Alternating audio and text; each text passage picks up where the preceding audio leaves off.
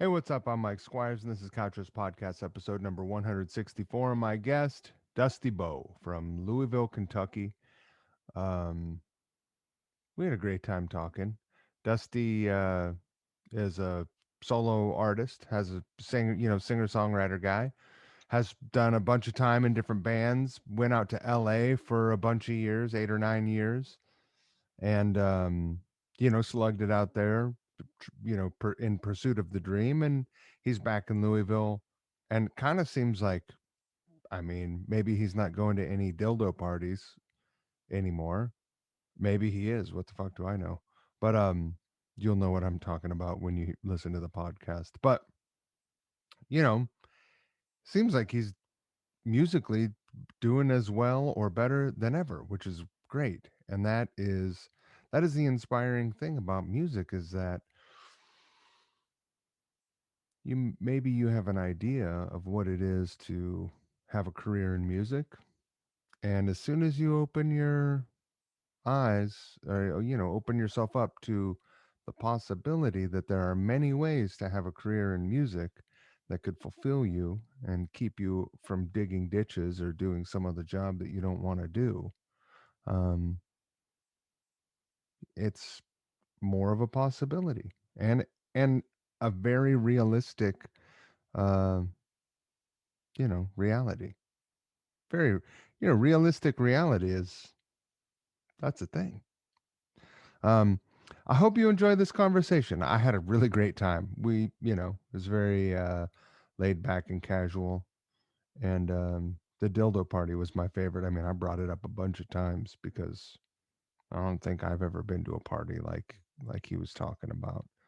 Um, Certainly not with my parents there. And that's that's pretty amazing. I love that. So I hope you enjoyed this conversation. If you're enjoying the Couchers podcast, please be sure to subscribe. We put out these cover song videos every week. Right now, every week, it's a lot of work. So subscribe. Please come back, watch, listen, like it, comment, all that stuff. It really, really helps. And I appreciate you doing those things. Those are easy things to do. Um, if you want to support Couch Riffs in ways that aren't as easy for a lot of us, there's Patreon, patreon.com/Couch Riffs. That's the only place where you can download the audio for these cover songs that I'm creating. And as of today, there's a new download for this week ready to go. Like every Sunday, the audio goes up. Every Wednesday, there's a video. For the foreseeable future, it's it's a lot of work, and I'm at the mercy of people delivering me their parts. So I imagine I've got a couple months of videos coming every week right now. It's amazing. So it feels good to be productive, and it feels great to have your work appreciated. So if you're loving this and you're able to, I thank you for supporting me and Couch Riffs. Um, thank you. Also, thank you to River City Guitars.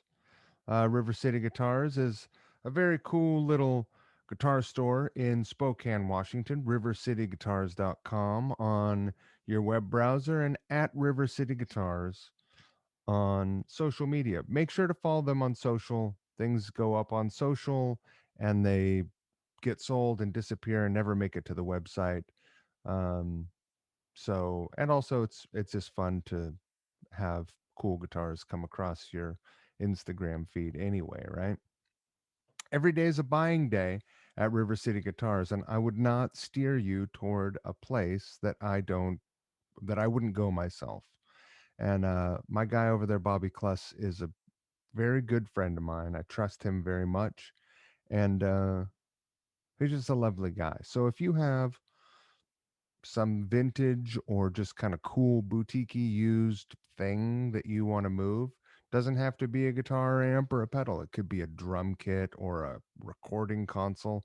He's kind of, you know, in the business of just the coolest stuff. He might even buy your vintage car. Like he's a gearhead as well, motorhead rather.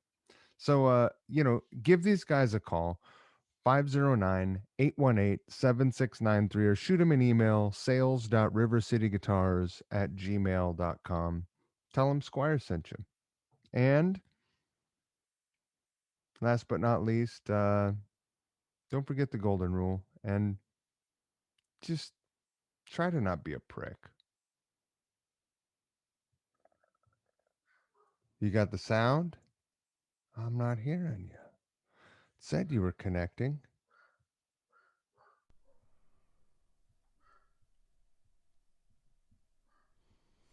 Sometimes like the in Zoom, have you done Oh, the there we go. There there we go. we are. I'm Oh sorry. yeah. It's them Sorry about that. preferences. Yes. If that's the worst thing that happens all day, I'm in good shape, man. You know? Yeah, Really dude, good shape. thanks so much for having me on. I love the hat, the logo, the hat, the Couch Riffs brand logo. It's really cool. I take it with me everywhere I go. Right on. I would too.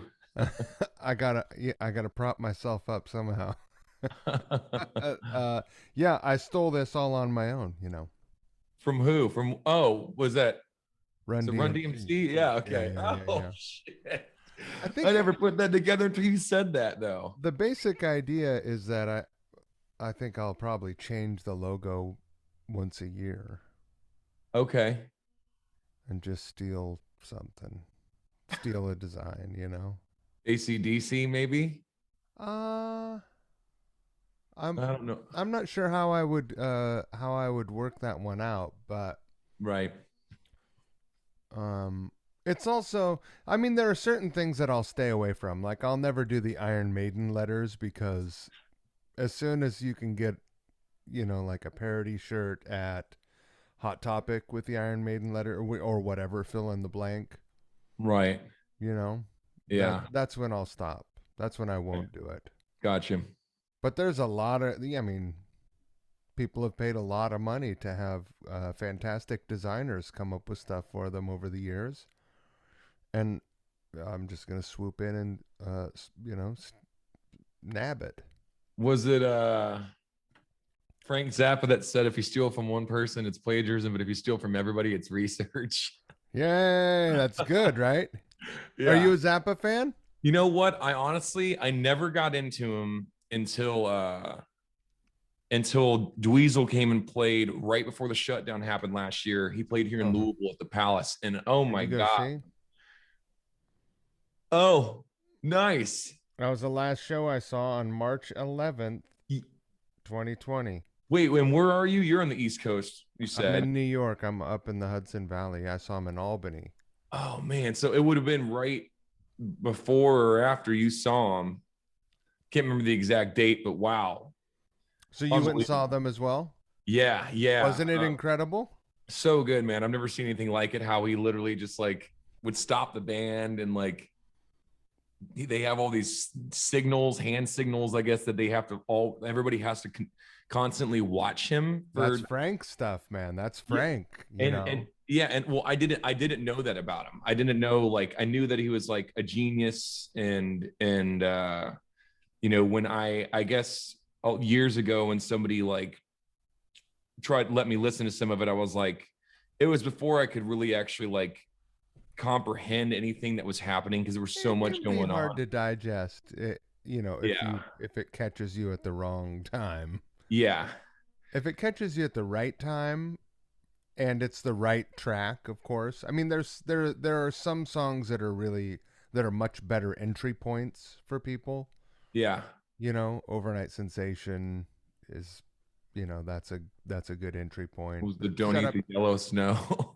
That's so good, man. You know, It really is. And I never uh, knew that we're like, I guess where that came from, for the Hot longest Rats time. is a great, you know, and that's what they were touring on. They did the entire Hot Rats album, and it Yeah. was amazing. In fact, I came home from that show and was so excited. Do you remember when the bass player busted out a ukulele bass at the end of the set? Man, I don't actually know if I caught that. Well, If I realized that's what he was doing, but I well, have seen that those before, but not ever done live. But He played a ukulele bass, and because on the recording, on the original recording of the song they're performing, it was an upright bass, and this right. is the easiest way to approximate an upright bass sound in Oh, a in an easily travelable package. And so I was so thoroughly impressed that I went and got one. And I've used it in a couple couch riffs videos. It's great. It's a really fun instrument. right on. Did Dweezil announce that, or did one of them say, like, did they stop and explain? Did he stop and explain that before they did it, or did he just grab it and do it? Because He did explain what was going on at okay, our show. I don't know if that's a part of the, thing well, every night. I've watched since I saw him. I've watched a couple interviews with him. Like there was the thing that Mark Agnesi with Gibson guitar used to be at Norm's. Yeah. He does that thing, the collection or whatever. And I couldn't remember if that was what it was from, because after I saw him, I was so blown away by like some of his guitar tones. I had just never heard things like it before. And then um, I found out that he uses a fractal, which is cool because I got a Helix is what I've been using a lot of Oh lately. yeah, We're kind nice. of in the same ballpark. The But Helix is killer, man. I want a Helix. I want one bad. dude, I sold 2 guitars and an amp and a bunch of pedals to get one. Which version did you get? I got the big one. I got like The the rack mount one? no, not the rack mount. It's still the board, the pedal board. But the big one with the strips that you can program the whole shebang. Exactly, because what I do like for my gigs, when I do like just to make money, I play bars and stuff, and I do like a looper pedal through my acoustic, so then I can just like jam on my electric. And I one was tired of bringing an amp around. I was lugging around a Fender Hot Rod. I didn't need that big of an amp, but that's what I had. And then also I kept seeing videos about the Kempers and the Helixes, and I was like, man, that's just like you don't ever got to worry about retubing them. You don't got to, you got every pedal and amp ever, the sound. And like also, And so it are was, you doing cover songs? I do a lot of covers. So Well, you can program, like, if there's a very distinct and specific sound, you can program all that stuff. yeah, it's I love it wild. when my amp snob friends get all uppity about modelers with me. And the reason I love it is because most of them um haven't haven't toured before, Right. or gigged a lot recently. And Yeah. most of us are all like, you're young, but I'm 50. Like Oh, I you don't want to. really? You don't look it. I'm 50, man. Yeah. Right on. Uh, and so I don't want to be carrying around two half stacks. No, no, you don't need to anymore. And that's the thing too, is like you're so right. Well, I always say it until somebody just gets to plug it up through a big PA system, like through like if you use it at a rehearsal or a gig, and like you're not just putting it through a computer or like your headphones or any kind of monitors. Like if you're putting it through like a big sound system, I can't tell a difference. And I've been playing through tube amps my entire life, and it's like Right. so. I always say it's like you just got to try it. You just got to give it a shot because it's awesome. It's just In so in much the fun. rehearsal room, it can be tricky if you don't have a great PA, because you're so used to certain things, right? Yeah, But if you're a band that uses in-ears, and that way, I mean, there's no difference. It's great. yeah. Yeah, unfortunately for us too, we're a three-piece, so there's no other. It's not like I'm playing through a Helix in the PA system and somebody else has an amp. It's just me, a Right. bass player, and a drummer. So Can you run two people into the Helix? Does it have stereo ends and independent processing? it does. It does. I haven't done it yet, but you can. There's so much you can do with it, man. You can run. You can do. There's two. So You can run. you can have one Helix and do a show with two guitar players. I believe so because That's there's really awesome. there's an XLR input and then, well, actually, I shouldn't say that. Just because there's two inputs doesn't mean, because I know you can go to two different amps. I Right. know You can split the you signal. can split the signal, Oh, so you should be able to. Like, dude, that's the one thing about it is the learning curve. Like, I might know 10% of what it can do. right. There's a lot that you can do with it. Like, you can use it as an interface when you record, and like, and I've kind of tried to mess with that, but I already have an interface, and I don't like know enough about it to like want to, risk fucking anything up, Right. when I'm like moving things around and whatever. But it's a lot of fun, man. I'm very happy with it. Yeah, I think I have the piece, whatever the plug-in version, and it's great. Okay. But because I just have it. If I'm recording, I can just plug it in and run a DI and whatever, easy peasy. But Yeah. I like to turn knobs and I like to get in there. Yeah. It seems a lot easier to do if you've got a piece of hardware. For I think sure, I'm man. gonna hold out for the rack mount version. Yeah. And so that's because they're the guy that when I bought this one, like right after I got it, one of my friends, she can't even tell me his name, I guess, because they had to sign something. Um, like, but she does PR for him, so she has to know when things are getting launched and stuff or whatever. But one of her good friends, and I think in clients, I guess there's another one that's about to come out. Like, I don't, maybe it is the rack mount now. Maybe they've announced it. I can't remember. But when I got mine, which was about a year ago, they were like, well, the next one's coming out and in early next year or something like that. I was like, I don't Well, care. the thing they just launched was the Stomp XL. So it's Oh, okay. the one that had the two or three knobs, the buttons, Right, but it still has the right? screen. It's still got the screen on It's it, got a right? small screen and three. Like I would like I'd be happy with that or a rack mount. I think Yeah, that's where I'm headed. 20. Yeah. But basically just has more foot switches, I think. Okay. You can still program it and all that, and like, Oh yeah. yeah, It's just yeah, like the same but more. yeah.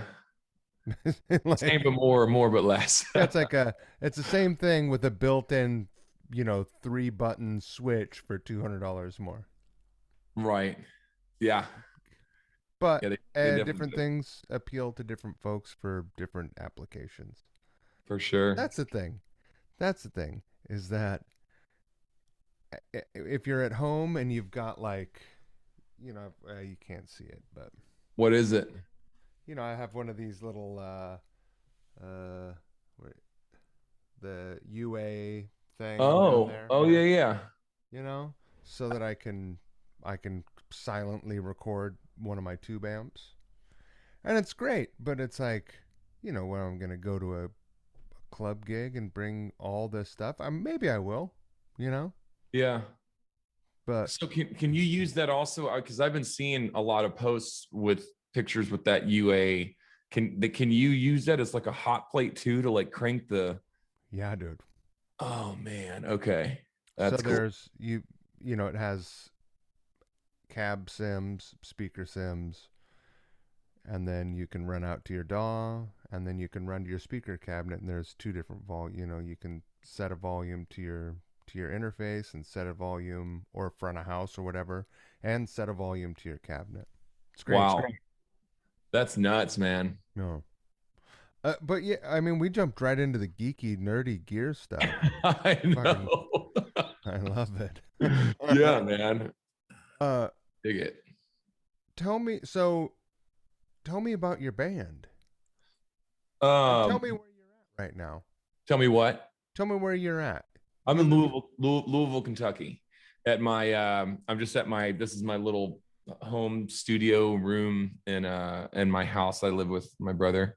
Yeah, Have you ever been to Louisville? I have. So I we're like just, Kentucky. yeah, man, it's cool, and it's like, so I was born and raised here, and I left in 2009. I moved out to LA, Mm-hmm. and I came back and came back home in 2018. And it's honestly, I don't want to call it a different city because like I didn't get to experience it that much because I moved when I was 21. But there's a lot more, at least that I know of for sure. There's a lot more places to play for guys that do like bar gigs and stuff. And that's kind of what I wanted to get into coming back home since I was a solo artist. But anyways, we live, so we're about a couple miles from downtown Louisville, which is like, I don't know if you've been to any shows out here, but like the Louisville Palace or just the Gardens, Louisville Gardens, like I've or played Freedom in Hall. Louisville a couple times, Okay.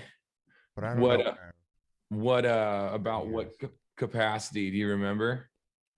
I don't think I ever played giant places. They were probably, you know, 600 seaters. Okay. So there's another really well-known one that has a lot of touring bands is Headliners Music Hall, which That is like sounds familiar. there's an airplane on the side of the hill that you park in the parking lot next to it. That's kind of how That seems people. real familiar. Yeah, that honestly, yeah, that's probably they've been like this probably the for bands like local bands that will play there. They're good with getting touring acts that play there, and then they have people like they'll get some pretty big time artists that come in through there every once in a while Well, too. wait a minute. What is the it might have closed, but what is the really big indie record store there? Isn't there a big indie? Ear Ecstasy. I played there. Oh, cool. Yeah, so Yeah. that unfortunately is gone. That Oh, that sucks. it does, man, because that was like That place was fucking great. it was so great, man. That was the first place I ever bought a CD. Really? Yeah, well, not the big one. They had so at one time they had another one. They had a smaller one that was in like the strip mall in this town that I grew up in. It was called Middletown, which is more like the suburb area. It wasn't really What's like it between? it's between pretty much where that Ear Ecstasy was the big one, which is Bard's. They could call that the Highlands. It's like Yeah. which is close to downtown, and then it was right in the middle of that, and then like East Louisville, which is where you get to like the cut and whatever. Which I think that's why it was called Middletown because it was literally That's why I asked. in the middle of like from the cuts and the sticks are east, and then you go west, and you got the cool stuff happening. Not Right. the you got the lively nightlife. I shouldn't say the east end stuff wasn't cool, um but yeah, my band we just started rehearsing, actually like rehearsing we got together a couple times last year for some gigs that we did, but they were mostly like kind of cover gigs and feeling each other out, just some money stuff I got offered. They wanted a band to play. But we went over some of my songs, but they were so spread out. I mean, we did one rehearsal in like June and the other, or July, and the other one happened again in I think sometime in September. So anyways, we just started doing weekly rehearsals. We're having our fourth one tonight. But yeah, it's just a three-piece, me playing guitar and singing, our bass player doing backing vocals and playing bass, and our drummer who's going to do backing vocals eventually, but we haven't, right now we're just kind of getting all the structures of the songs and stuff figured out. What was the vibe for gigging in Kentucky last year? Man, I honestly got really, really lucky because a lot of, I've been, like I said, I do like solo bar gig stuff. So there's a lot of places out here in Louisville that have outdoor seating, Right, or near they have Gardner. parking lots. They have parking lots where they could, put tents up and have the outdoor seating, even though, a lot of it was, we were still pretty much indoor, but whatever, I get it. It wasn't, in the actual buildings, but it was I got a good amount of work, like starting, in June, from June till probably, I'd say November, is when things really slowed down because late October, early November, because it started getting too cold to play outside. So a lot of the outdoor gigs Sure.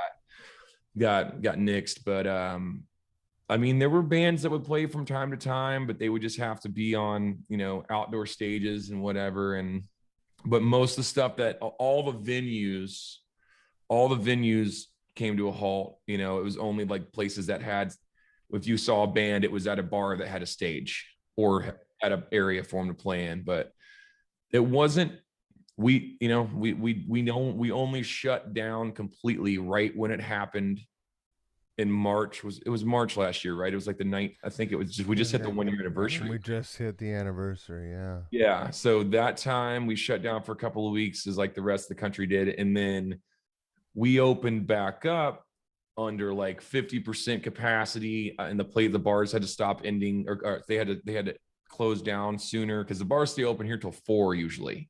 Is that right? That's like some New York shit. Yeah, yeah. Which, so to be honest, I was, that was the one advantage, the thing I liked about the way the gigs was, I could be home by midnight instead of 5 in the morning. Sometimes, like, I was like, man, like that's just so late to perform. Well, yeah, But your voice just once you're tired like that, your voice just gets thrashed. yeah, yeah. So, but yeah, man, and it's been it's things. I think I want to say everything opened back up to almost 100% as of a couple months ago or something. I can't remember the last time they made like another change, but Almost 100%. I want to. Well, some places I go to, I've gigged at, like they've, and not that that I still gig at, whatever. There's been a few places I've gone to. I'm like, okay, this seems to be a little over capacity. You know what I mean? Like, Right. in some places, honestly, there's been places where people just post pictures and it's like they do not care. They're just trying to make money, which, I get both sides of it.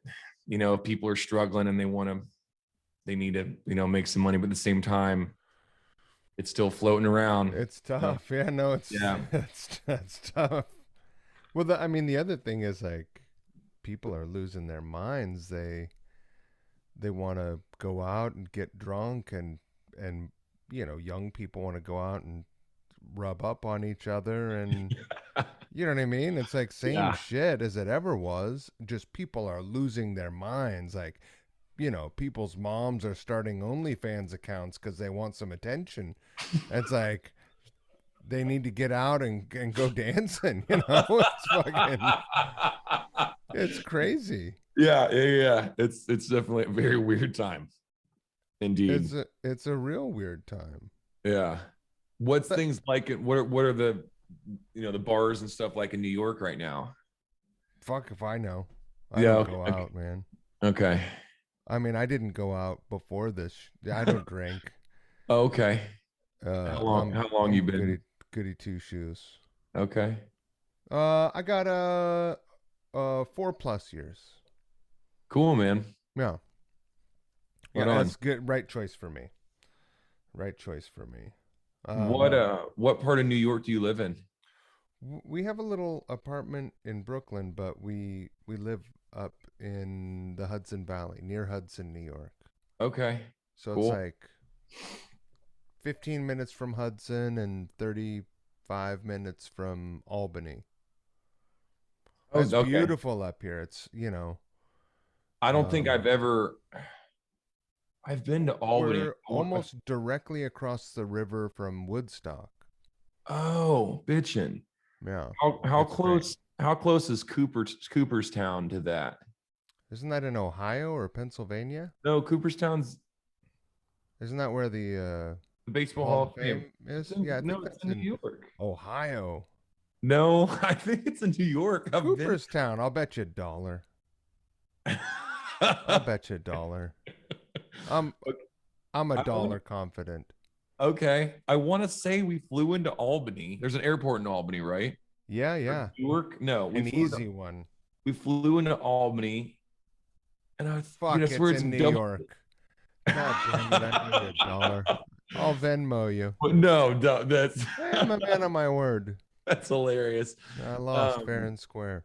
but anyways, maybe that's, if you didn't know about it, then it's probably not close to you. I want to say it's No, I probably think that's upstate. Like okay. up by Syracuse or some shit, right? Okay. Yeah, I was gonna say when when we went there, I was really surprised, like, because I was only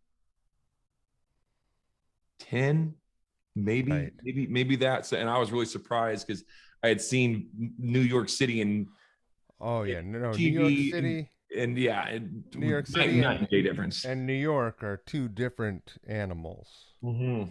New York City is like nothing else, and you know, the rest of New York is a lot of things. Yeah. We keep it pretty country out here. Right I on.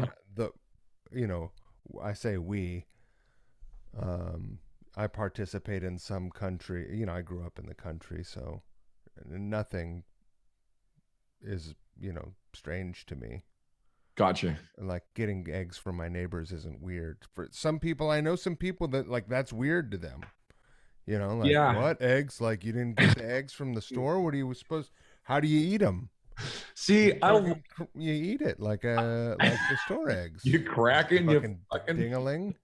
See, I love that though, because like, whenever I tell people I'm from Kentucky, Right. They're they're like, like, oh oh, man, so you probably like you live in one of those towns and only had like a gas station and like one supermarket. I'm like, no, there's cities here, like yeah. I grew up in a suburb and had a lot of friends, went downtown a lot to hang out, you know what I mean? Like it wasn't like people when they hear it, they think it's just podunk. It's only like They're the like, oh, was your appellation. daddy a bluegrass star?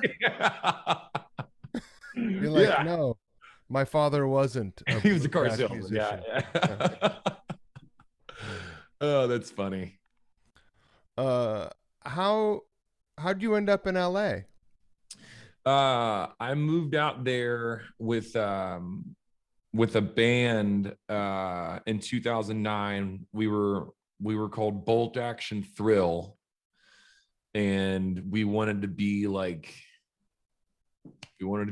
Crue, like Yeah, Guns N' Roses, like most of the people that move out there, and that, but also like Black Crows, and ZZ Top. We just wanted to be like a hard rock and blues band, like yeah. rock and roll. Uh, so we moved out there and just kind of got right at it. We started playing shows, at the Whiskey and whatever, and sort of meeting people, and we recorded a record, and then about 3 years later, things with me and the other guy that was kind of running the band, things, it just didn't work out. Me and him are still really good friends, but he came back home, and I stayed out there because I had an offer, or I got asked if I wanted to, audition for this other band out there called Future Villains. So I was out there the majority of the time. I was in LA. I was with them. So from like 2012 to 2018, 17. Yeah, 17. So yeah, just out there playing the gigs and doing that stuff. So everyone in the band came from Louisville. You guys just like packed up a van and moved together at once, or did you guys go out there one at a time in planes, trains, and automobiles? No, that's exactly what we did. It was a very cliche. So it was actually really funny how it happened, because I was working at this. You'll have Jersey Mike's up there. Jersey Mike's, the subs, they started in the East Coast. So I was working at a Jersey Mike's, and I was on my way to work, and I was just like, I just want to leave. I just want to drive to California. I'd been there a couple times, and I was like, I didn't even want to pack my gear. I just want to drive out there. I just had this itch, and then I didn't. And then a couple days or How many drinks did you have in there when you're like, I'm just going to drive there right now? Surprisingly, I was completely That's why sober. I don't drink anymore. Don't get me wrong. I've had many of those alcohol induced decisions or ideas, but It seems like a great idea till you hit Texas and you're like, this is 3 days to get across Texas. oh, dude, every time, it never ceased to amaze me. Every time we made the trip coming back from, like, whenever we would tour when we came, we would do a straight shot from Louisville to Texas, and the majority of the drive, you're in Texas. Yeah. Like it's literally Texas is bigger than any European country except yeah, I mean it's giant. It's just it's insane. It really is like more than a third of the width of our nation, or at least that part of it. But no, so I sent the text to the guys in the band. I was like, what would you guys think about us getting a van, selling our cars, buying a van, and moving to LA? And our bass player was like, I think that's a terrible idea. You said that in a text? You didn't even bring it up at practice? I didn't. No, I didn't. I had a group. I sent it to, I texted him to him in a group text as soon as I just had the thought. I was on my way to work. I was just getting ready to go into work. You're just like, fuck this sandwich artistry. Yeah, I was really, and I knew we could have toured and, done that stuff, but I was just like, I wanted to move. I always like had a gravitation towards Los Angeles and the things that happened out there. And so anyways, yeah, we ended up, let me get back to what the responses were. So bass player was like, I think that's a terrible idea. Drummer was like, I love LA, but we need to get together and talk about it. So let's, meet up and discuss it. And I was like, yeah, of course, we're not. Seems like the reasonable one.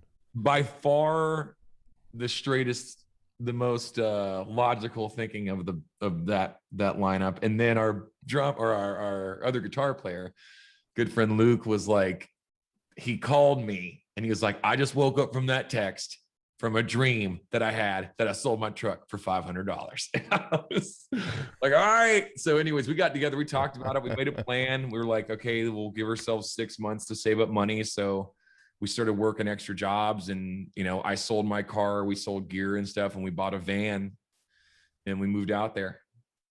So that's amazing. Yeah, it was cool. You guys did the thing. Yeah.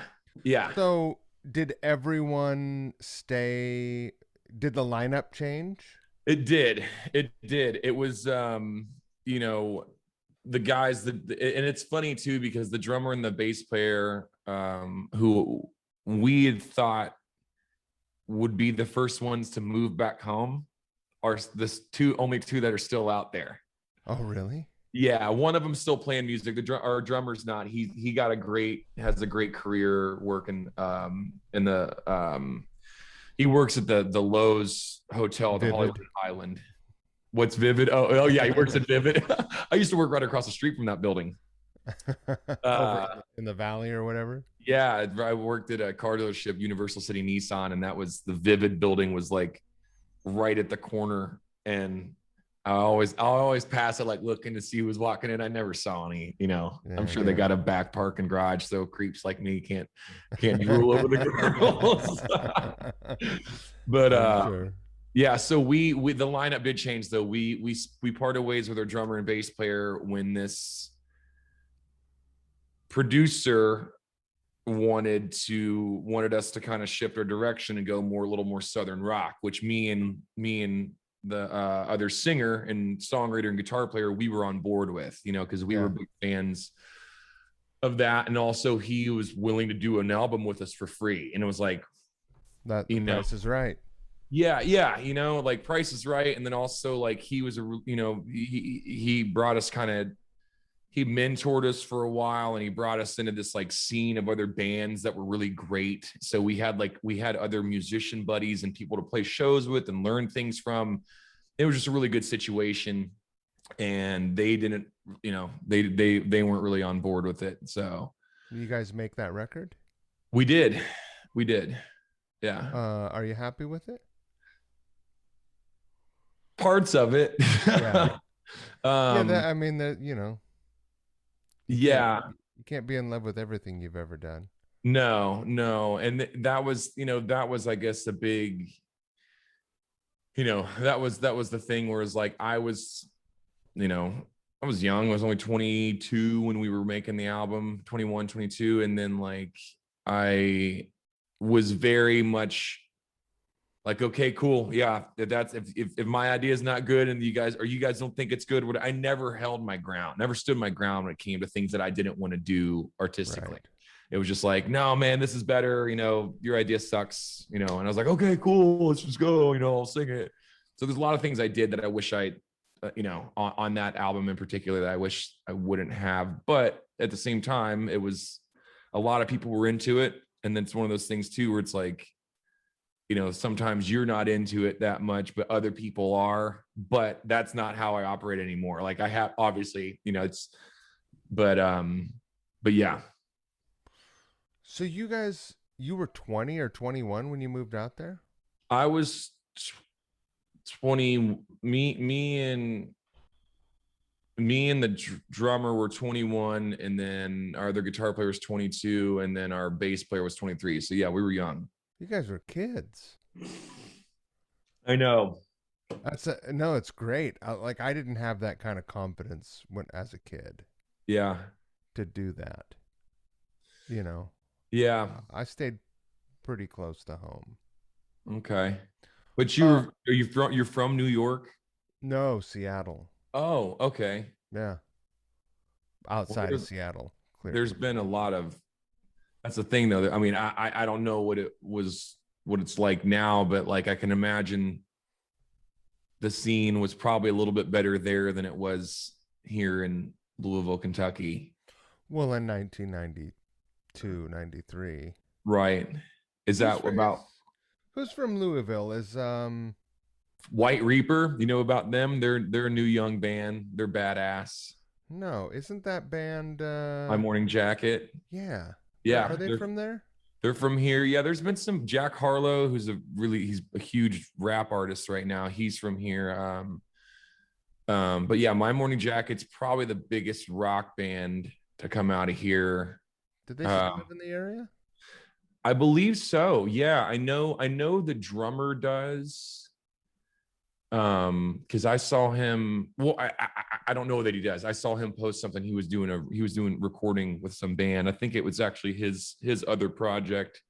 He was Yeah. recording here in Louisville, but um, I don't know. I've never met them. I've never met any of those guys, but I know a lot of people that know them. So I'm not sure if they live here. I'd be surprised if they didn't though, Yeah. because they seem like the kind of guys that would just kind of come back home and have places here. I want to ask, yeah, they seem like that also to me Yeah. also. Hey, keep it down, buddy. What kind of dog you have? I got two dogs. That is Mr. Big, who is little. He thinks he's really big. Right He's like on. 12-pound terror. He's like a part Jack Russell, part uh, you know, wiener dog. Okay, Yeah, cool. he's a yeah, he's bossy. Um, so I wanna hear more about your experience moving from Louisville to LA. Okay. Did you guys land? Do you guys all live in an apartment together in the valley, kind of No. thing, or did you get right in where you're like, no way, man, we're landing in Hollywood? So no, we did not go to either one of those places.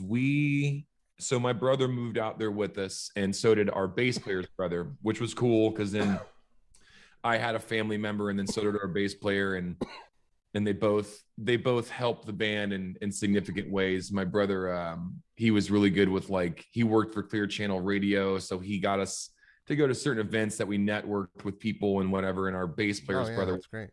yeah, but he was a huge help. And then our bass player's brother was a professional photographer and graphic designer, so we had badass photos and artwork up Right. for and flyers. Like, it was very, very awesome. But no, we moved to Glendale, California, which I don't. Are you familiar with Glendale at all? I mean, it's famous in a Frank Zappa song.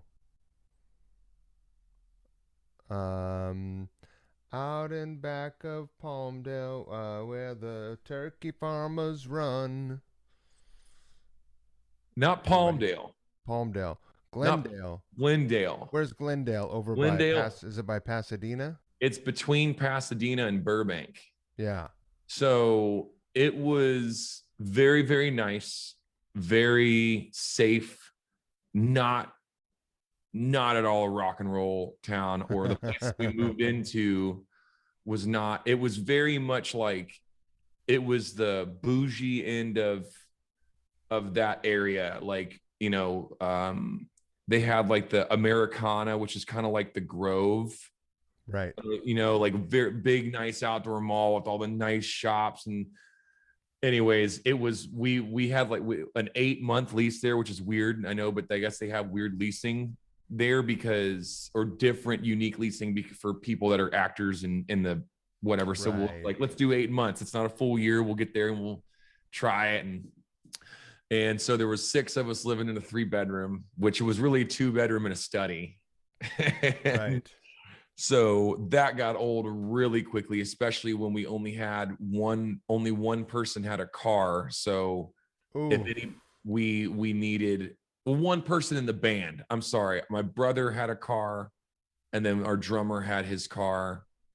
But then anybody else that needed to drive anywhere, we needed the van. So I bought a bicycle, and I took that pretty much anywhere I could to work and whatever. Tough bike town. Dude, it was there's a lot of assholes that live there, man. Lots of guys, white BMWs and Infinity G35s that really, really like to mess with people on bicycles. That I just, if there was, but it was tough, man. But also it was like, it was really, I really miss the feeling of like, we would all, it's like, okay, me and Luke are at home. Let's go pick up Richard and Richard from their jobs, pile in the van and go to rehearsal. Sometimes we'd have girls with us. Sometimes they'd meet us there. Or sometimes we would like kind of have a Saturday like party practice or whatever. And same thing with going to shows. It was like the quintessential kind of like trying to make it film, where we would like just all pile in the van with our gear just shoved in the back. And like, if somebody extra came along, we didn't have a seat for them. People were just on the floor or whatever. It was a good sized van, but we did that for probably pretty hardcore the first like 6 months we lived there. What was the first gig that you got there? It was at the Whiskey. Really? Yeah. Well, oh no, I'm sorry. No. That we played, the first show we played was for a buddy's birthday bash. Our cousin, our guitar player, other guitar player's cousin, Johnny, who had the rehearsal studio we rehearsed in. It was his birthday party at or one of his band members' birthday parties, and then we played at I can't remember the name of the bar. It was somewhere small in like Encino or Tarzana. I wish I remember the name, but that was the first one. But the next one we got, which was like, we had booked it before we had we had booked the show at the Whiskey before we had played this gig.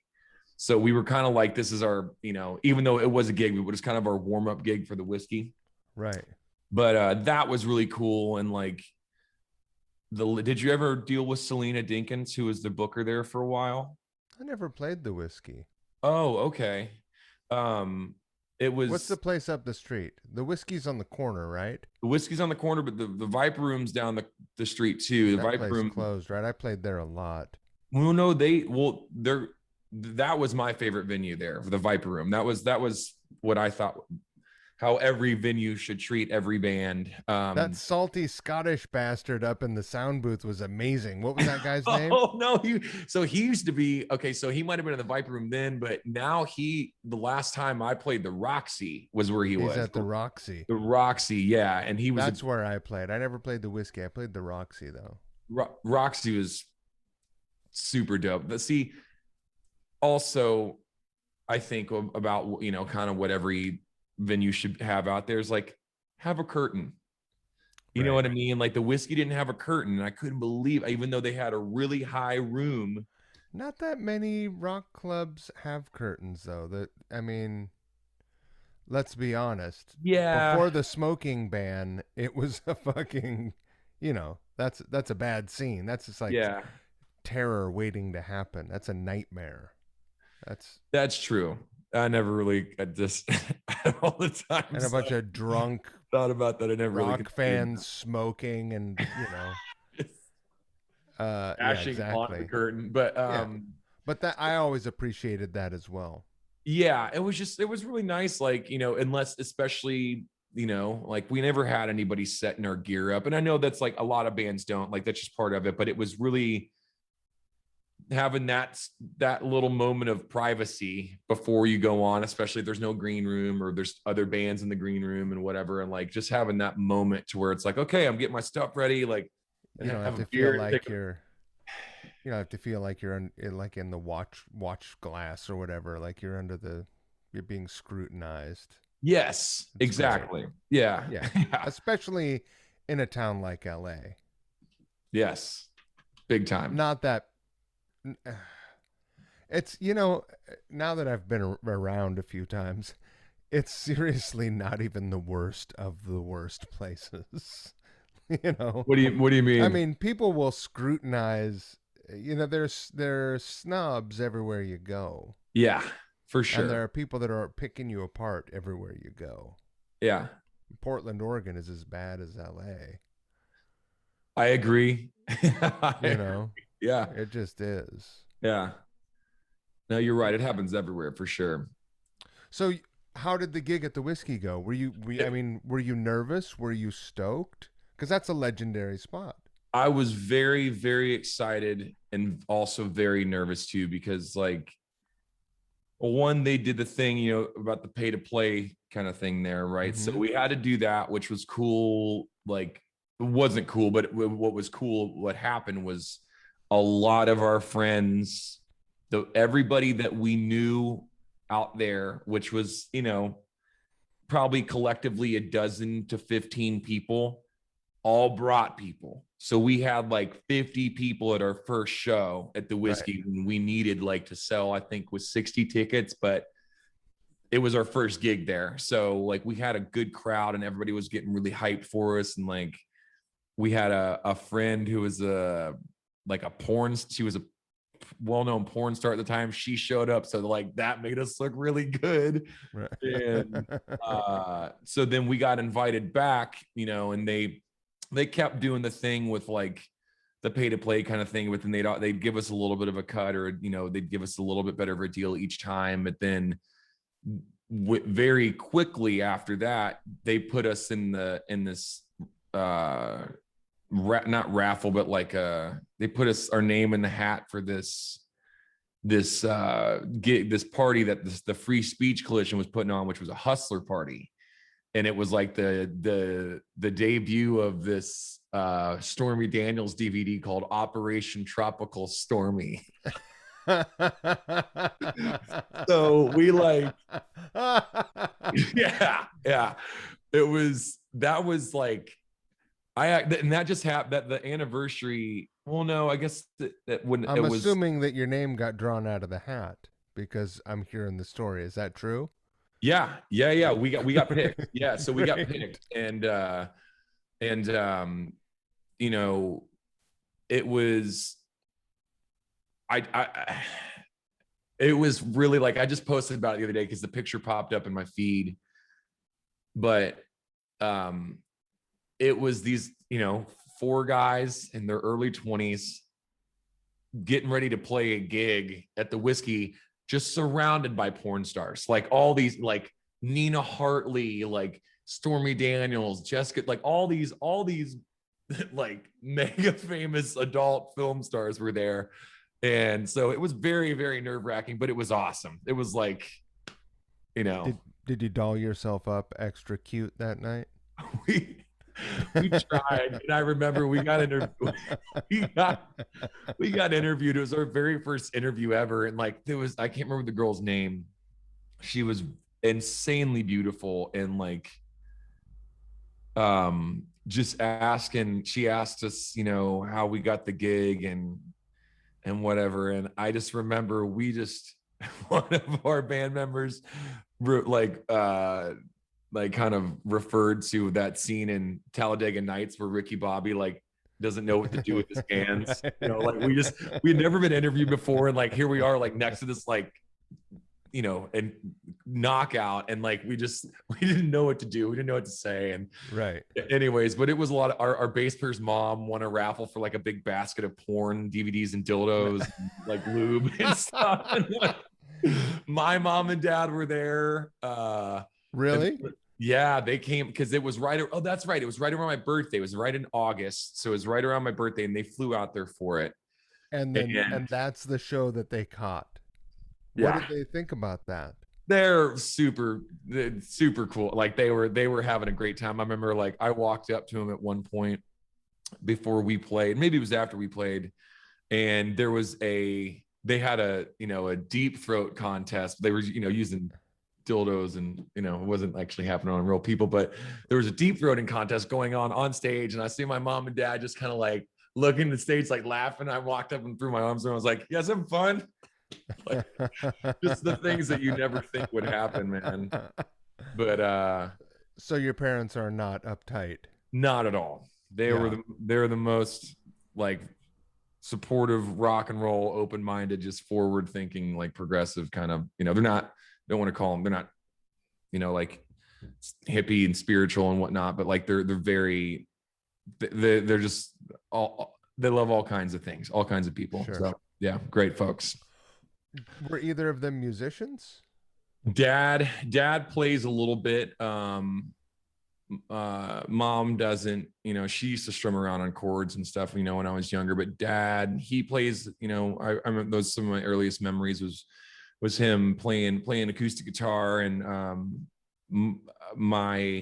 both of my grandparents were not professionally, but they were, but my great grandpa, was my great or my great great grandpa, I think it was my great grandfather was the conductor of the Ohio Orchestra for a while.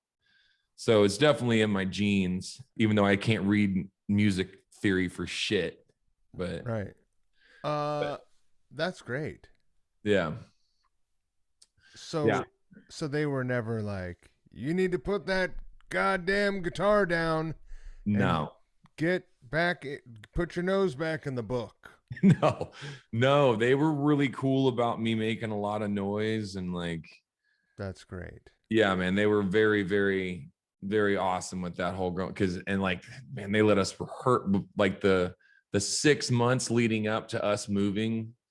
We didn't have a rehearsal space because we needed to save money. So they let us rehearse in my old room, which was in the basement. And the only night we could all rehearse was Sunday evening. So from like 7 to 10 o'clock at night, sometimes we're just rattling the walls, like not acoustic rehearsal, like full on PA, like Marshall's cranked drums, like everything, like full on getting ready for LA rehearsal. And they never. Did you guys have a mirror? Did you have a mirrors on one side of the room so you could? Yeah. Good. Yeah. We did. It's important. You want it. You know what? Yeah. People can laugh if they want, but you don't know what you look like. And if you look over at the mirror and you look all awkward, that's what people see. Totally. No, that you're right. We did. And I laughed just because we would, like you said, we would get people would laugh about it, us have it, because it was like, it wasn't like hung properly and whatever. It was something just so we could see what we were looking like when we were playing. Right. But yeah. That's great. What was the rudest surprise you got when you arrived in LA? Was there must have been some moments where you were like, you just got slapped in the face with reality. Parking tickets. Right. Parking tickets right away. Yeah. Like, and you got to pay those things, otherwise they pound you. Yeah, that was what happened. We racked up so many. Our first 2 weeks there, we got a notice. It wasn't a parking ticket. It was like this big like letter that was on our windshield, saying that if they'll boot your wheel too. Yeah, fortunately that didn't happen, but we had I think like not even a week to pay. It was like $2,000. What? Something like that, because we we didn't know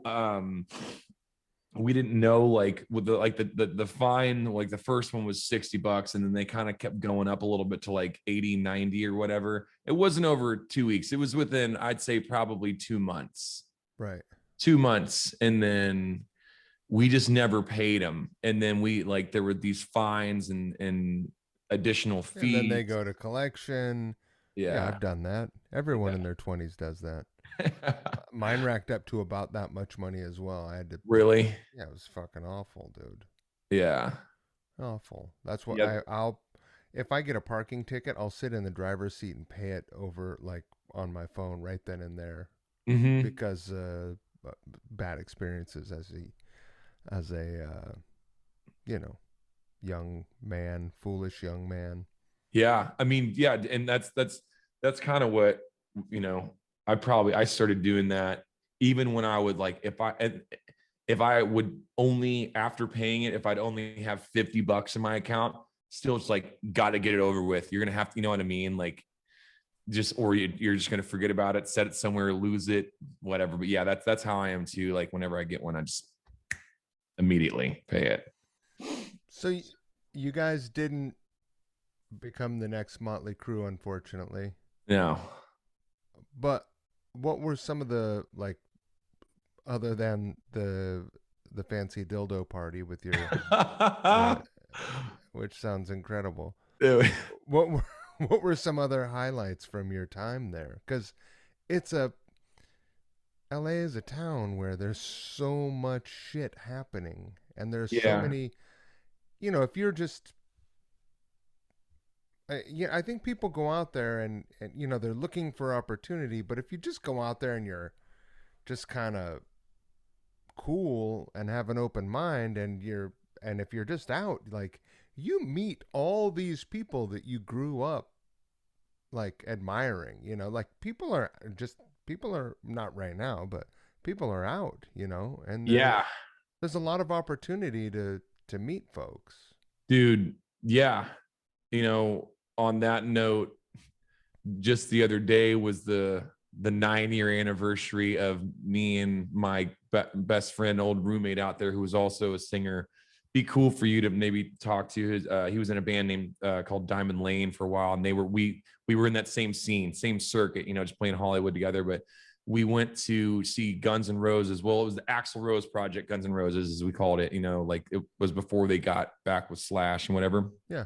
Um, Playing at the Wiltern, and phenomenal show, by the way. Like it was still really killer.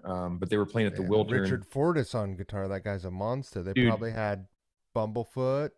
it was Fortis, Bumblefoot, and Ashba. No, it was DJ Ashba, Mm-hmm. definitely Richard Fortis, and I want to say they had Bumblefoot too. I want to say they had They three. had three guitar players. Yeah, Tommy Yeah, Stinson on bass. Was Frank drumming? Frank. Yeah, and yeah, and that was the thing too. Like, don't get me wrong. Like, I love the original lineup for Guns N' Roses, but like when I saw them, especially the Not in This Lifetime tour, did not miss. You know, them having. I didn't miss Izzy and Adler. You know what I Right. mean? Like they have those Fortis and Frank are like they're some of the best in the world. That's why they got the gig. That's they're playing for, you know what I mean? Like they're incredible. They're great. Yeah. Um, but yeah, so that was killer. But the highlight of the night was right before the show started. Me and my buddy Brandon, we met Dave Grohl because he was Yeah. just walking around. He was in the bathroom that we had just used, and one of this guy walks up to me and he's like, "Hey man, wasn't that the guy from the Foo Fighters?" And I was like, "Who?" And he's like, "That David guy." And I was like, "Dave Grohl?"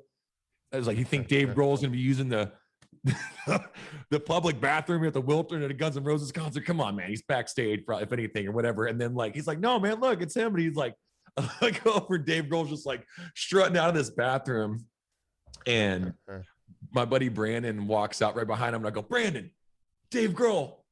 And he looks, and then Dave Grohl like turned and saw us like looking at him. So he starts running up the stairs, and we just, dude, legit. So he starts running up the stairs, and we start chasing him. Like we run up there. He's probably 50, 60 feet, 50, 60 to 50 feet ahead of us. And he gets up there and we get to the top, and like there's the big like common area lobby, whatever, in the Forum, and then or the Wiltern, and then we see him like just kind of pop right into the VIP section. And we're just like, let's go, let's just keep going. And so we like just boost right by, put up our regular tickets to the VIP guard's face and just blast right by him. And then we walk up yeah.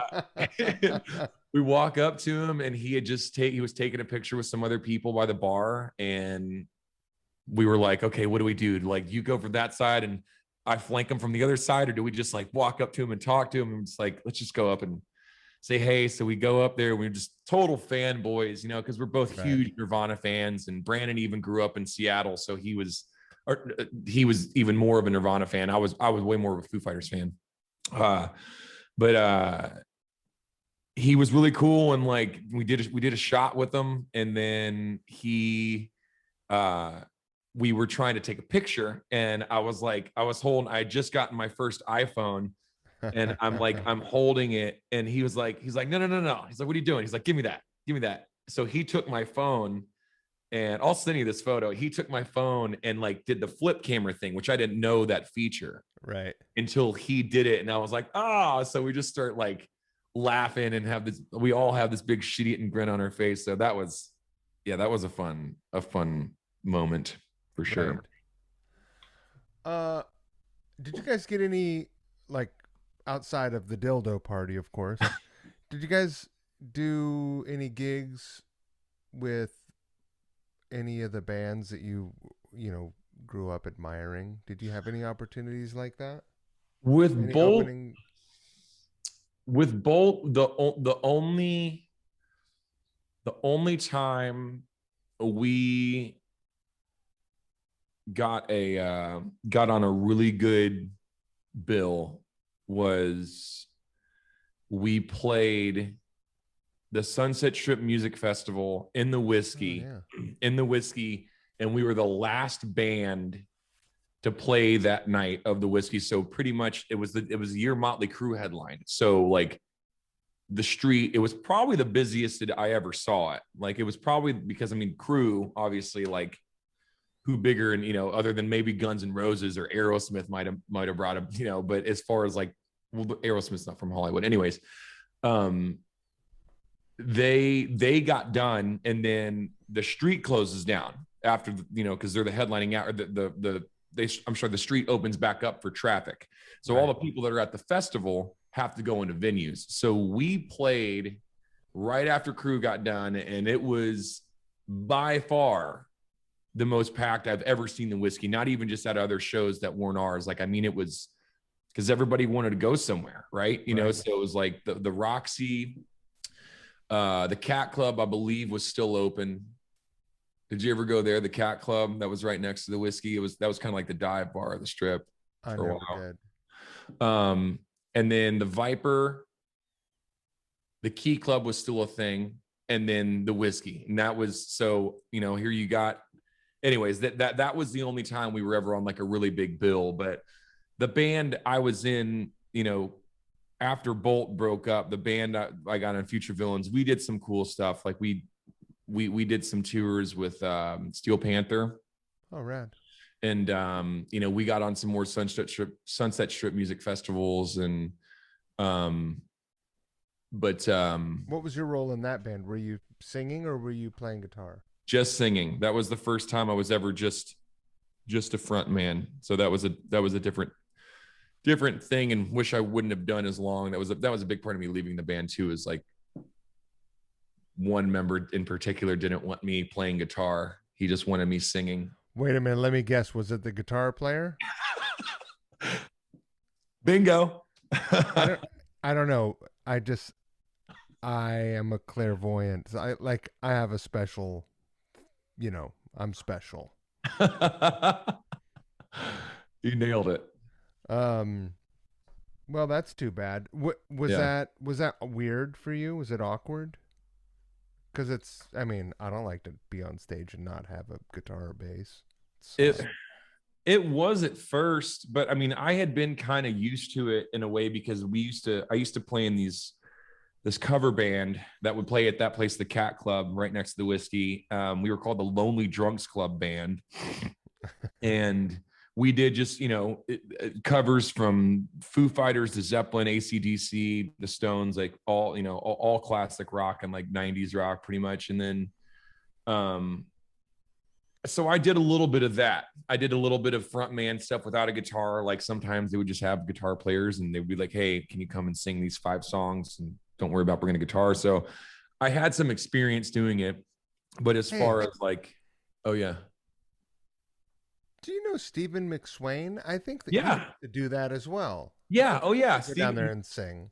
me and Steven have done.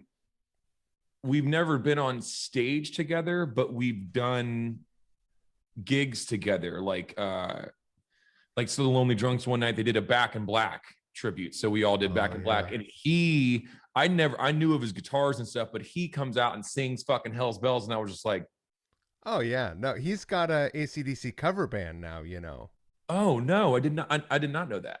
with Doug Rappaport on guitar, who's a monster. Why do I know that name? Who did he play with? Dougie Raps, he plays with Edgar Winter.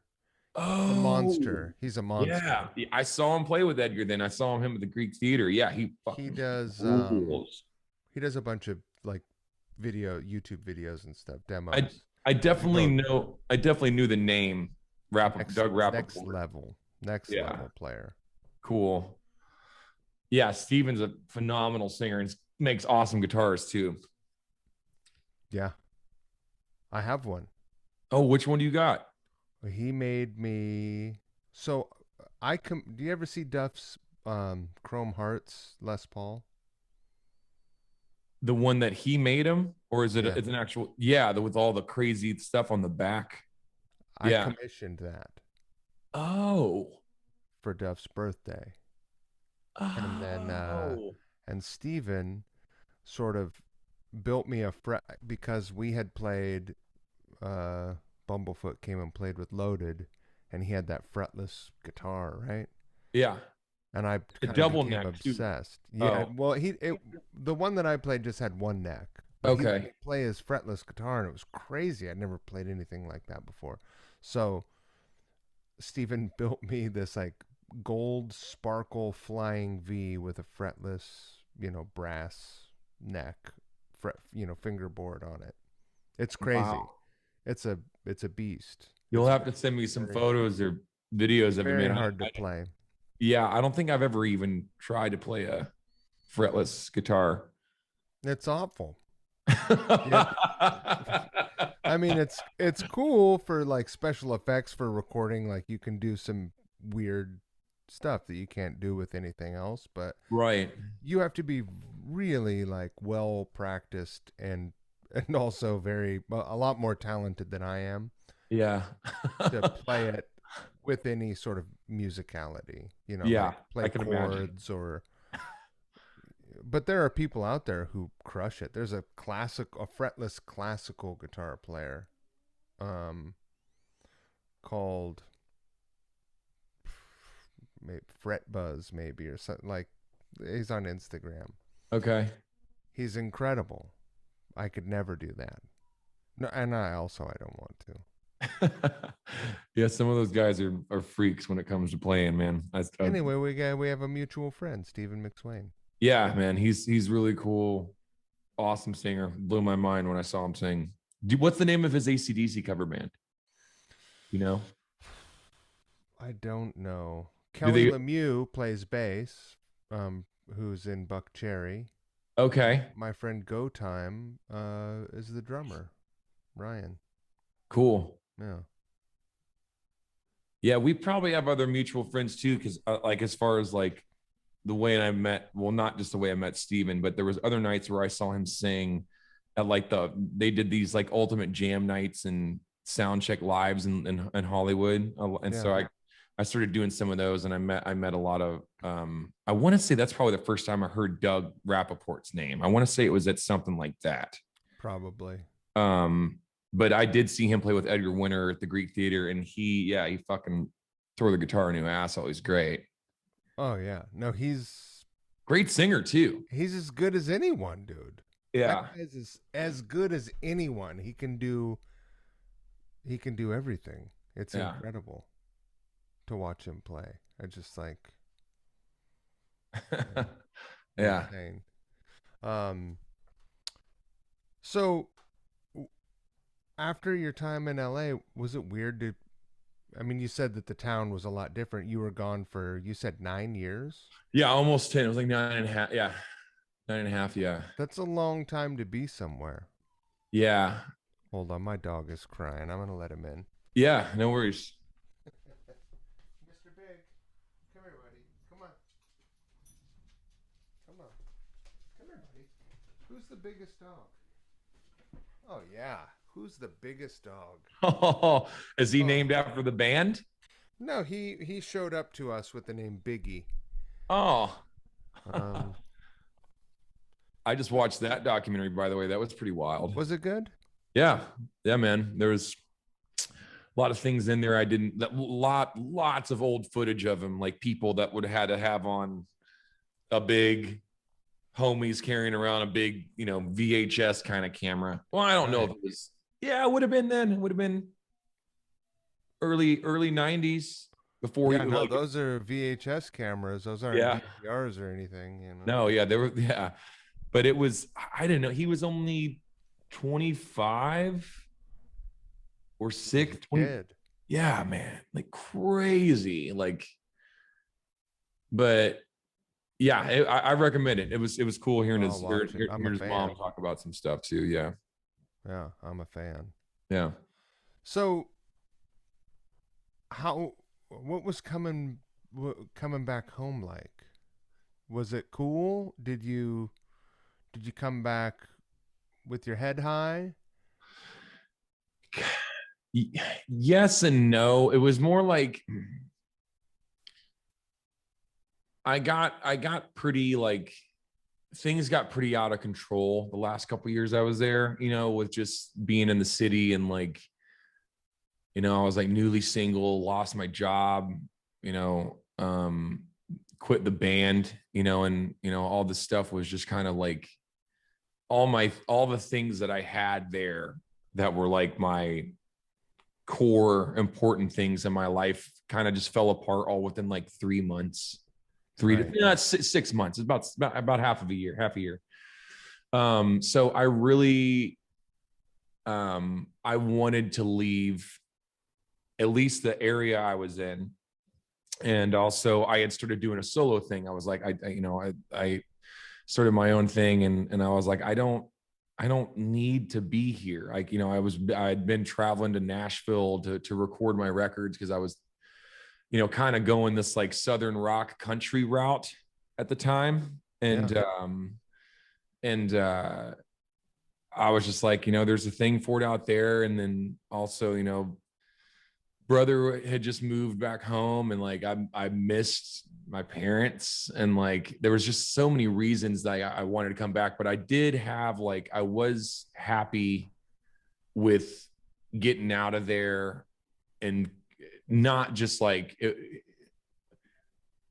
I was still, I hadn't given up. I was like, I hadn't, whatever, and that's okay when people do that. But like, I was still, I knew that people thought that by me moving home, a lot of people in LA and in Kentucky thought that I was just like, oh, because even some people were like, oh, I guess you just, you couldn't really make it happen out there, right? And I was just like, kind of have a give them this rundown or whatever. It's, it was like that. I wasn't like, I'm still going and Right. honestly playing more than I did out there, and it's all That's the smoke and thing. it's all smoke and mirrors. Cause that was the thing, is like, whenever I'd play out there, like it was a rare occasion I would actually come home with some money in my pocket.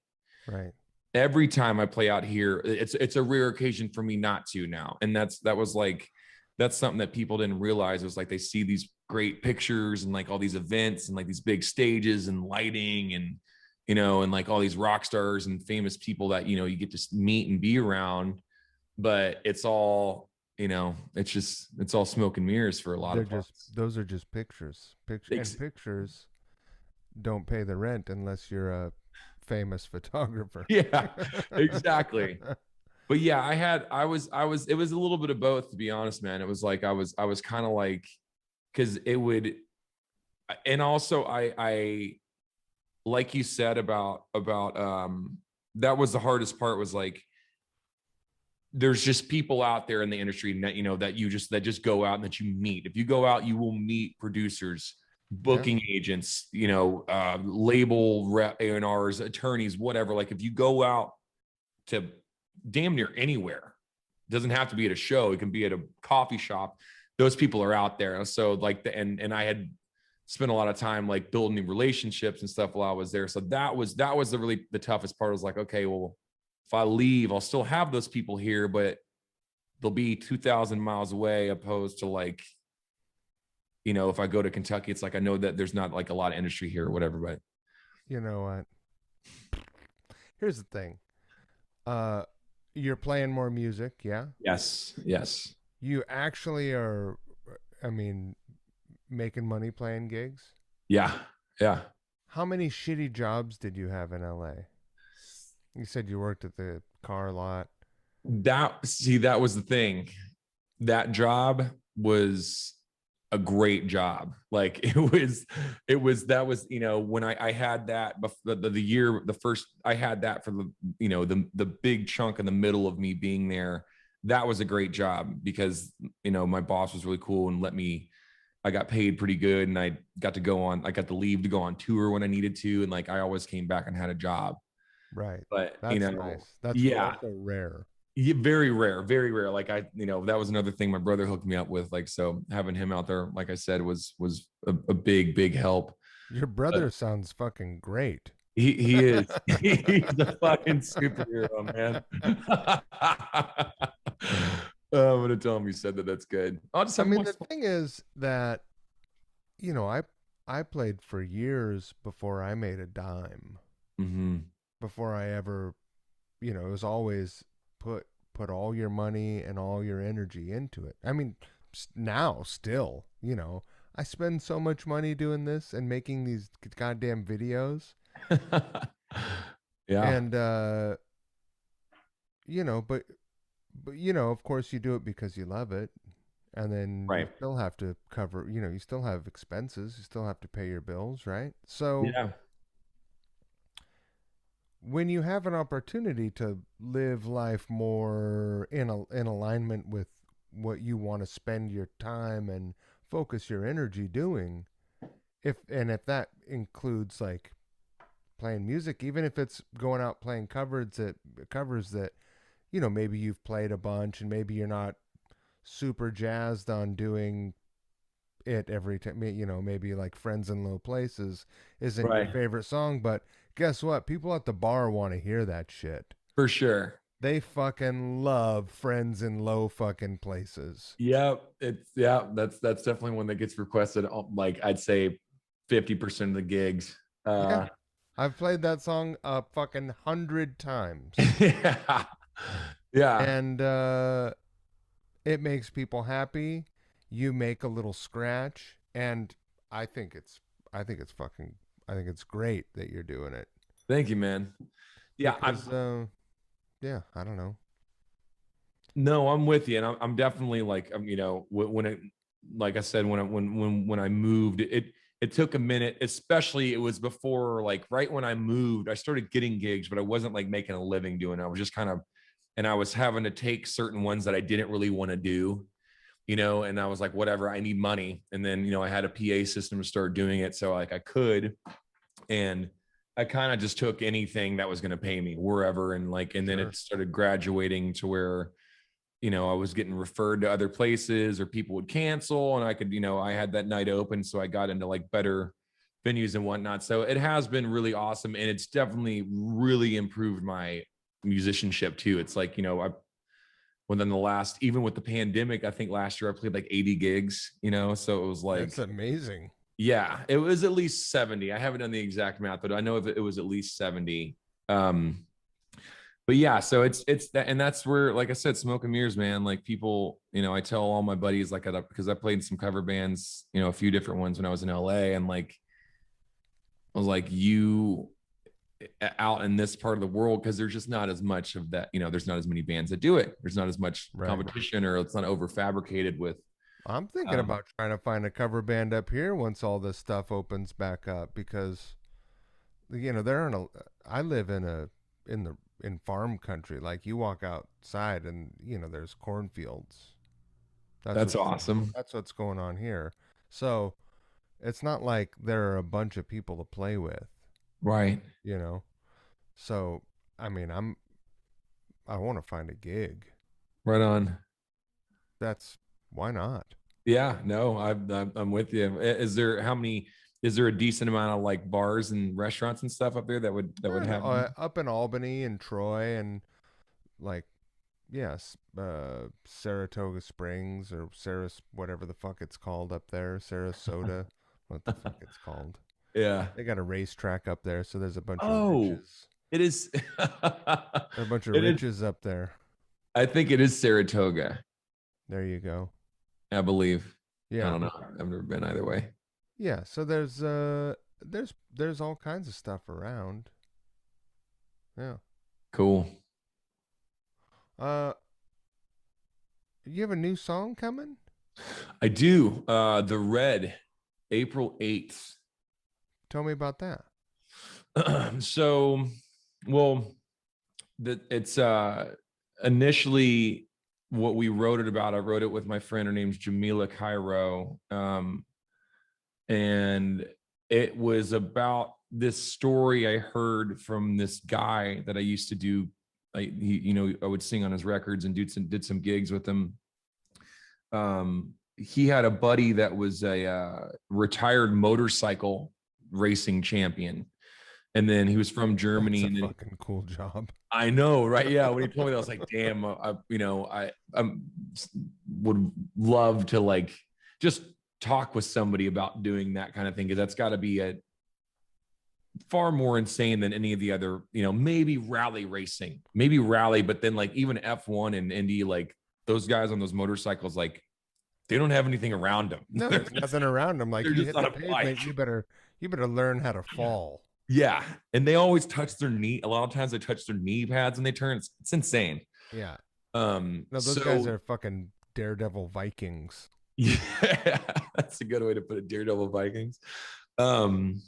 So he was telling me the story, like he I guess after he retired from, moto racing, like he had a lot of money and he moved to America, and he like started opening all these clubs and restaurants, and he was like this multi-millionaire dude, and like was just kind of like this playboy kind of guy, and like had a really great life. But then he was one night, a couple nights before Christmas, he wrecked his motorcycle on Mulholland Drive and went into a coma, and then he woke up on Christmas Day and he died. Oh, so shit.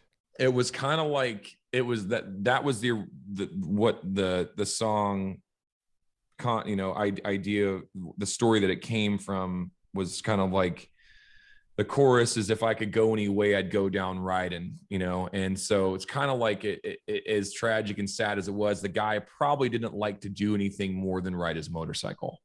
Right. So hopefully, I know he was in a coma and stuff. So, I mean, I'm assuming and hoping he wasn't like in a lot of pain, but that's kind of like, in a weird way, sometimes people ask me how I would want to go, and it would be doing something like kind of extreme or whatever. Like, I don't want to just go in my sleep. I want to dildo party. Yeah. What'd you say? You want to go at the dildo party. You want to die at the dildo party. Have a heart attack at the dildo party. But I didn't. Nina Hartley just like, she was there. We met her. I know. I said that. Yeah, that was a trip meeting her for sure. But I brought the dildo party up a half a dozen times. It wasn't even a dildo party. It was a movie party. There was a lot of dildos going around now. Dildo party sounds better, though. It does. It really does. That's how you should frame it from now on. It's the hustler dildo party. Yeah, where there happened to be a movie premiering. Yes. I probably will do that, actually, now that you say that. We played this giant dildo party. My parents were there. It was wildly successful. Parents were there. Bass player's mom was there. It was great. But I don't think I mentioned it to you.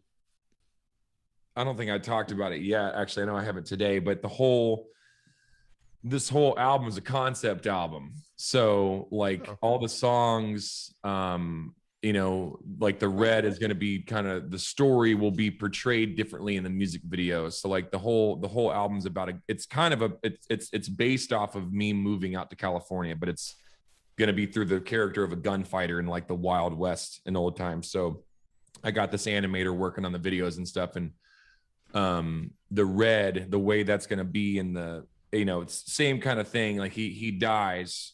The character's name's Fox. He dies, but he dies in a firefight, like a gunfight, because right. that's what he loved to do. He's a gunfighter. So, but You got to be some kind of fucking to love gunfighting.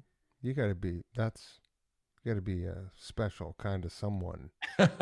well, back in the day, look at, Yeah.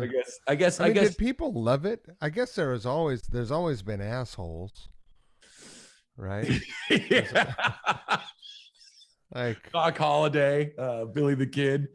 But yeah, it's a good question. I don't know if they loved it, but that's definitely what the character I'll bet he. some. I bet it's addicting. Yeah, I mean, if you were good at it, and like that was the way of life back then, I guess. Like if you had to be quick to the draw. That's a good question, though. Would people actually love it? like, hey, I think that there's always been sickos. for sure, I agree. Yeah. Yeah. So, you said there's a concept album. This is the single from that album. It's yeah, First this single. no. This one is the fourth single. What? Well, I released an EP last year. Okay. And so that the name of the album is going to be The Vulture and the Fox. So the EP I released last year was called Vulture. I'm putting out another EP. I want to say I think we're doing it in June. And that's going to have this song, another one I released last year, and another song. So that one's going to be called Fox. And then surprise, surprise, the album's The Vulture and the Fox that comes out this summer. Nice. So yeah, yeah. Awesome.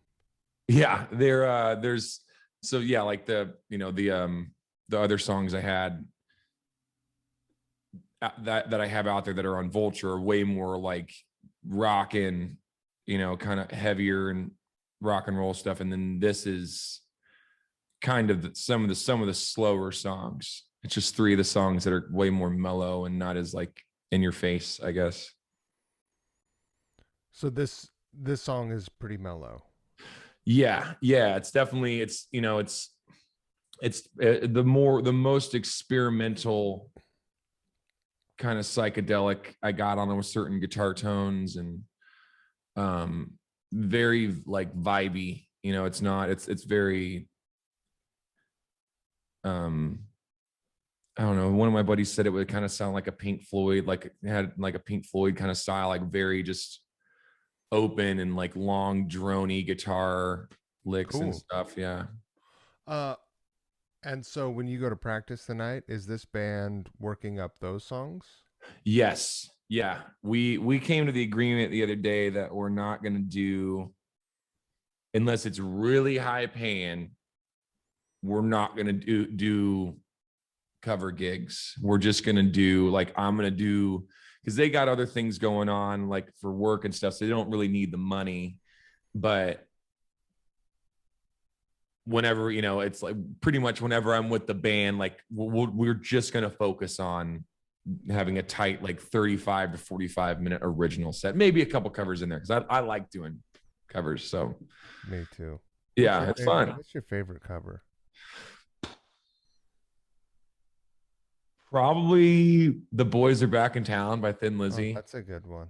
Yeah, man, it's just so happy sounding. It's like a lot of fun guitar work, like great rhythm. Great guitar, like there's a great harmony solo in that song, but the chord changes in that song are great. They're so Like great. Like underrated chord structure in that song. I agree. What's yours? I mean, every week I have a new favorite, Yeah. you know, because I'm Yeah. doing these fucking videos, right? Right. I got all kinds of shit coming out. I got Yeah. crazy shit coming out. I watched the one of you doing Dr. Feelgood the other day. That was cool. That was pretty fun. Yeah. I got some Howard Jones coming this week. There's some there's some pretty spectacular shit on its way. Right on, man. Well, let me know if you ever want to do like a AC/DC or a Zeppelin one, Bon Scott or Brian Johnson era. Well, you know Yeah. what? Here's the thing. I at whenever possible, which is anytime, I try to avoid do like one thing that there are a lot of people out there that are getting a bunch of rock dudes together to do a rock song. Mm-hmm.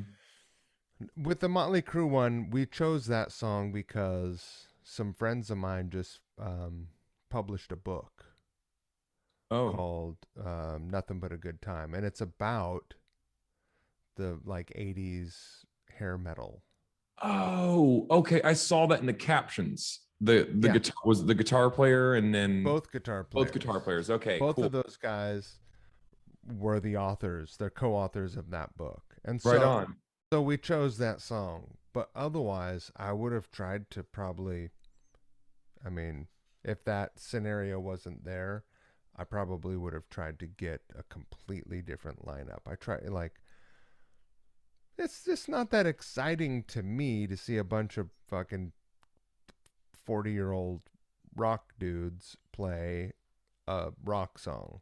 Right. Like No, I'm with you. So not do you on a want to do some more video. obscure? Live, it's great and it's fun to do live, but with the video, like I want to mix it up and keep it interesting. Plus, my focus is mostly the 80s, a little bit of 70s and a little bit of like early 90s. Like like that's my power. Okay. That's my wheelhouse. You Okay. know, that's where I can fucking, cuz that's the shit that was hot, you know, when I was growing up and when I was playing. But I've got all this crazy like 1980. I'm on a real 1985 tear right now. Okay. So I got all this like Howard Jones and stuff coming out. It's pretty killer. I gotta Cool. Well, say. I'm stoked to see it. That yeah, that's that. I've But watched a yeah, few. yeah, we'll get you singing a song, but it's gonna Yeah. be some fucking culture club or some shit like that. Yeah, it's cool. Let me know. It's Yeah, gonna be great. I Trust me. cover all kinds of different stuff. Yeah. No, It's I gonna be trust you. awesome. Yeah, trust me, kid. I do. That's your the greatest mistake you'll make today. And the greatest decision. It's the greatest decision you'll make any it's day. it's the best of both worlds. It's the best mistake you'll ever make. That's awesome. Um well also I'm going to tour this podcast, and so when I come to Louisville, Oh, uh oh, you betcha. I'm going to tour cool. this. I'm going to do the podcast in front of a live audience, and I'm going to have a live band, and it's going to be hot. It's going to be Cool. fucking great.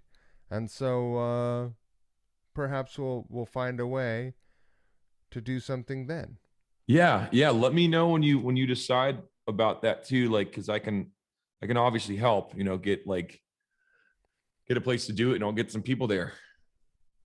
Wonderful. Yeah, I man. love that. Yeah. Um I'll make sure to plug your single up at the top of the episode. Awesome. And is there anything else that you want me to hit on in the intro?